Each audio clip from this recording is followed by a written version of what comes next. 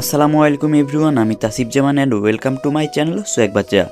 Guys, আজকের ভিডিওটা কী নিয়ে শুরু হচ্ছে নিশ্চয়ই টাইটেল এবং থাম্বনেল দেখে অলরেডি বুঝে গিয়েছেন। আজকে আমরা এসেছি মাগুরা জেলা শ্রীপুর উপজেলার মাঝাইল গ্রামে বাংলা মুসলিম রেনেসার কবি ফরুক আহমেদের জন্মভিটায়। 1918 সালের 10 জুন এই গ্রামে সাধারণ মুসলিম পরিবারে জন্মগ্রহণ করেন কবি ফরুক আহমেদ।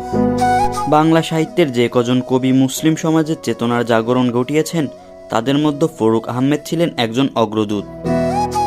তার লেখা কবিতায় আমরা পাই জাতিসত্তার চেতনা, ইসলামী ভাব গম্ভীরতা আর একজন মুসলমান বাঙালি আত্মপ্রকাশের সাহসী কণ্ঠস্বর।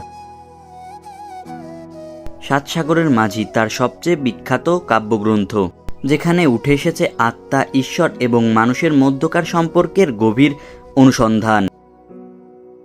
তিনি লিখেছেন সময়, সমাজ এবং নিজেকে নিয়ে, লিখেছেন প্রশ্ন করে, চিন্তা জাগিয়ে, আলো জ্বালিয়ে।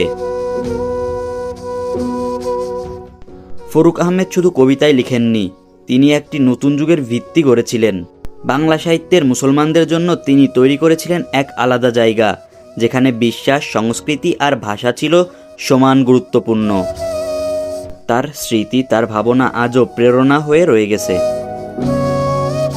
কবি ফরুক আহমেদ এখন আর আমাদের মাঝে নেই, কিন্তু এই গ্রাম, এই ঘর তার স্মৃতি আজও মনে করিয়ে দেয়। আমি ছিলাম কবির জন্মভিটায় তার অস্তিত্ব ছুঁয়ে দেখার এক ক্ষণিক যাত্রায়।